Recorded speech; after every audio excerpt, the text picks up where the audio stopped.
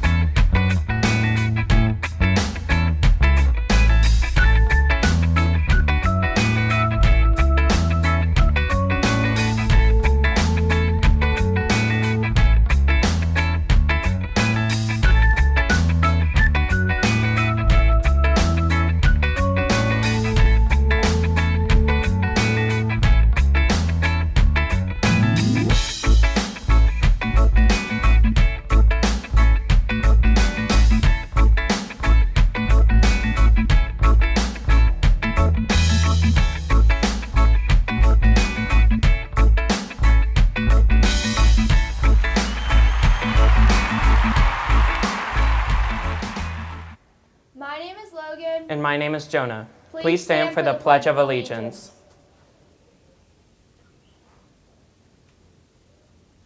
I pledge allegiance to the flag of the United States of America and to the republic for which it stands, one nation, under God, indivisible, with liberty and justice for all.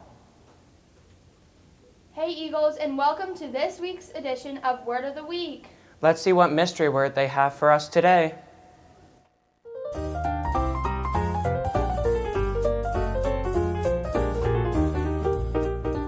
The word of the week this week is apathy, and I chose this week because it's election week.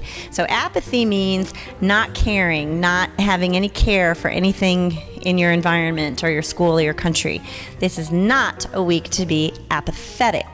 We have to care about who we choose to lead our country. And so people who are undecided, who are frustrated by this election, cannot be apathetic. They need to make their best possible choice and go out there and exercise their right and privilege as a member of this country. So tell your parents, no apathy, don't be apathetic, get out there and vote.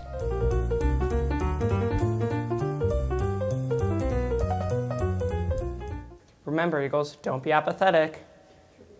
Did you buy a t-shirt yet for Living History Day? There are many opportunities to buy your t-shirt. The last day to buy them is this Wednesday. Check the website, check Twitter for the link to buy your Oh, t-shirt. you need to be more excited for t-shirts right here. Jonah is like still sleeping. Buy your t-shirts, come on. What? Yeah, why do you have a Blue shirt, it's white. Well, I don't know. I like blue better than white. Thanks. It doesn't mean I love all grade levels the same. Buy your t-shirts.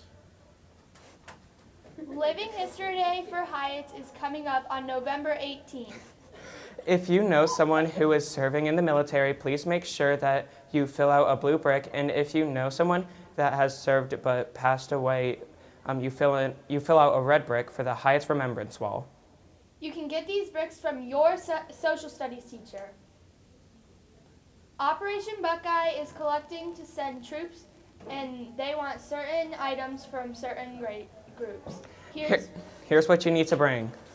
6th grade, hot chocolate, Fruit snacks, Slim Jims, chapstick or lip balm, foot powder 4 to 6 ounces, hand sanitizer 2 to 4 ounces. and Beanie Babies. 7th grade will need to bring microwave popcorn, Granola bars, tuna packaged with crackers or a small can with pop tab, deodorant with a travel size, sunscreen 4 to 6 ounces, hand sanitizer. and Beanie Babies. 8th grade, Toothbrushes, toothpaste, 3 ounces or smaller, Slim Jims, drink mix packets, Q-tips, hand sanitizer, and Beanie Babies.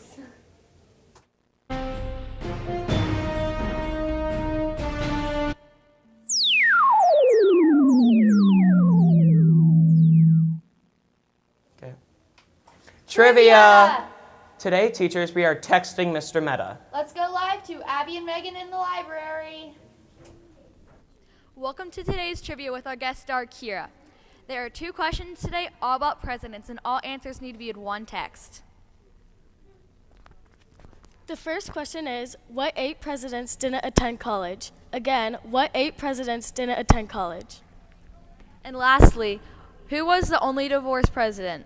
Again, who was the only divorced president? Good luck, Eagles.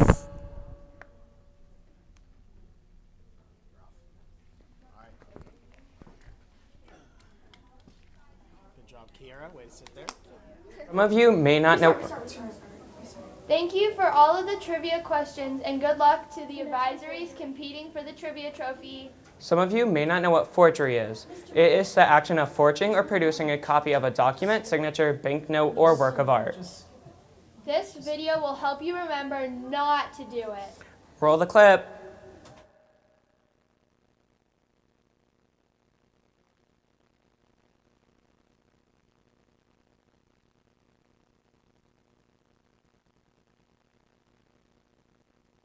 Go.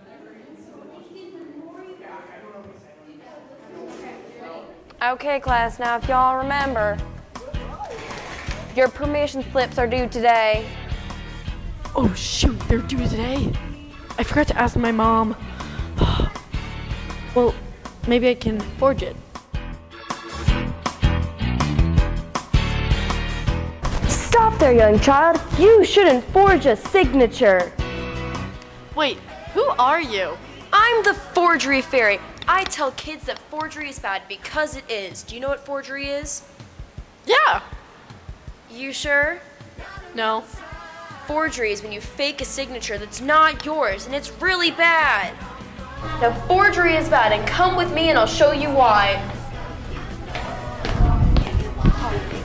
Wait, why is forgery so bad? Forgery is bad because it's against the law, okay? And it's against school rules. Now, I'm gonna show you what happens to little Timmy because of forgery. All right, I need you guys to get out your permission slips for camp, all right? I need to see if your parents signed it.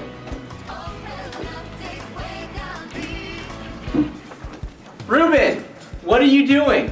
Nothing. Ruben? This is not your parents' signature. Did you forge this? You don't do that. You need to get your parents to sign it. You never, ever do that. Forgery is horrible. Stop it. Now you see, But his name wasn't Timmy. His name was Ruben. Timmy and Ruben are the same thing, but still, the message is clear. Forgery is bad. Listen to what these kids have to say about it.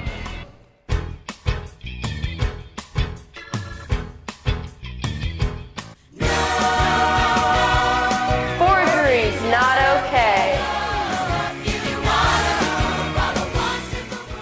Forgery is bad because you could do something that you're not supposed to do.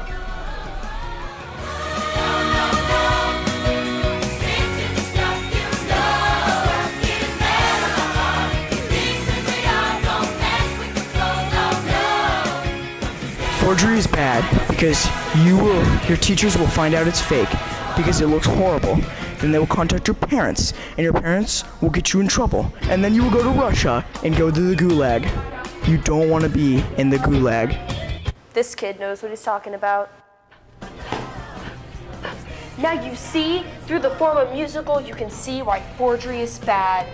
Forgery is bad. Forgery is bad. Forgery is bad. I'll never forge a signature. Neither should you kids. Stay in school, because if you forge, you won't.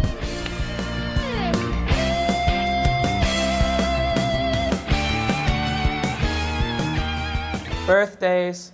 Famous people celebrating a birthday today are Jasmine Thompson, Rylan Lynch, Giancarlo Stanton, Benjamin King, Sam Bradford, David Muir. and amazing chef Gordon Ramsay. There are no birthdays for the Eagles today. Happy birthday! Sports. Let-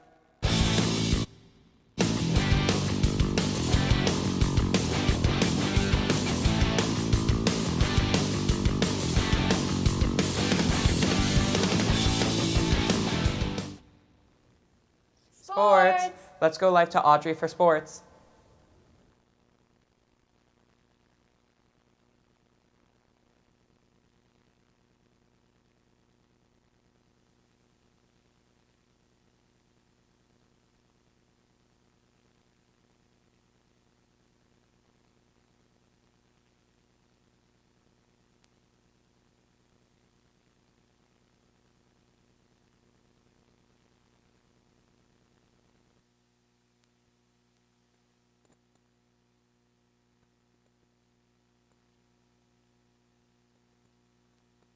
Now can you hear me in there? All right. We didn't connect the microphone. Eagle News. They're all over there hiding.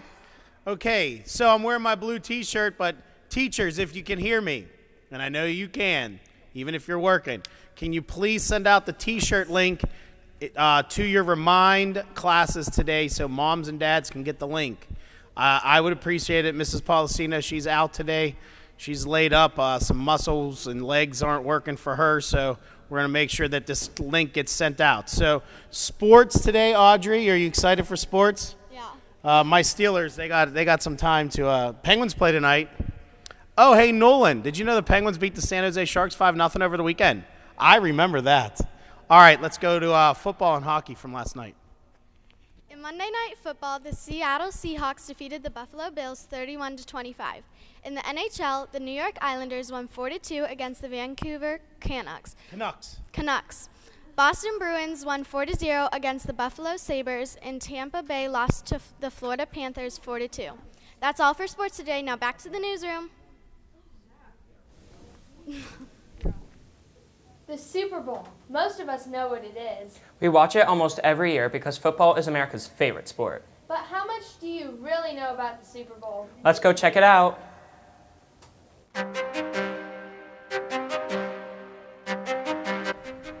The Super Bowl is an annual championship played in the National Football League.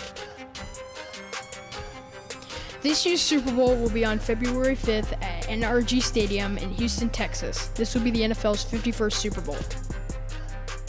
I think that the Pittsburgh Steelers are definitely going to win the Super Bowl this year. The first Super Bowl was at January 15, 1967, after the NFL and AFL merged to make the game. The game was between the Kansas City Chiefs and Green Bay Packers. Green Bay won 35-10. I think the Atlanta Falcons are going to win the Super Bowl. Did you know? The Super Bowl is always called by Roman numerals until last year when it was called Super Bowl 50. It was not called Super Bowl L. This year they went back to Roman numerals, and this year's Super Bowl will be called Super Bowl LI. Minnesota Vikings are going to win the Super Bowl. The Steelers have won the most Super Bowls in NFL history with 6. Every year, over 100 million people tune in to watch the Super Bowl. Our friends at CNN... We interrupt this program. No. Oh. We interrupt the Super We interrupted the Super Bowl. Current event. Our friends at CNN Student News helps us look one last time at what the candidates for the position of President of the United States are doing today on Election Day. Remember, Eagles, don't be apathetic. Let's go check it out. Election Day in America. This is it. The day when American voters finally get their say on who becomes their next leader. They're also voting for all U.S. representatives and about a third of U.S. senators, as well as state and local officials. But the spotlight is on Republican presidential nominee Donald Trump and Democratic presidential nominee Hillary Clinton, one of whom is certain to take the Oval Office. Several recent national polls indicated that Clinton had a slight advantage of between 3 to 4 percentage points among likely voters. This is a close race, and both candidates have a path to victory. Voters won't be directly choosing their president. What they're doing is choosing electors to vote for them. The higher a state's population, the more electors it has. CNN's Electoral College map gives an idea of how things could go today. But again, these are estimates based on polls, previous votes, and early votes. You have to say advantage Clinton as we head into these final hours, and this big national lead is why. 4 points for Secretary Clinton, 46 to 42% heading into the final weekend. In the national CNN poll of polls, that compares favorably. A better lead than President Obama had at this point in 2012. A bigger lead than George W. Bush had at this point in 2004, the last time Republicans won the presidency. National leads, though, don't always win presidential elections. We pick our presidents state by state. So you look at this map, and here's the question. In this frenetic final day, is there a path for Donald Trump? Well, let's start here. Hillary Clinton thinks with early voting she's going to get Nevada. If she does, that puts her over the top, 274 in our count. They also think in the Clinton campaign, again, this is a hypothetical scenario, they think they're going to win North Carolina, again, because of early voting. Trump campaign would push back, but let's give it to her just for the sake of this. And Republicans in New Hampshire are worried. They think over the weekend that state started to break. What if Hillary Clinton wins all those? A hypothetical, but if she does, can Donald Trump still win? That's why he's targeting the big blue states. Donald Trump must win Arizona, for starters. That would get him to 215. No-brainer. Must win Florida. If Donald Trump loses Florida, forget about it. Game over. But if he wins Arizona and Florida, can he take away the blues and come back? That is why in these final days, Donald Trump is saying, I'm going to take Pennsylvania and I'm going to take Michigan. That would do it. Now, 1988, the last time those two big blues went red. Democrats say, dream on, Donald. His campaign says, watch. The U.S. Constitution has detailed directives on elections and electors, and the First Amendment mentions a little something about how Congress cannot make any laws prohibiting free speech. However, that freedom can be limited on Election Day, because at the intersection of choosing our government and enjoying its freedoms, there are concerns about protecting the process. Congrats to Mrs. Sagal for trivia. Your trophy is on the way. We'll be announcing the rest of the winners tomorrow at the beginning of Eagle News. Woo! Say goodbye. You are. Bye. Who are you? I'm Logan. And you are. I'm Jonah. And we're late. Yes. See you later. Bye.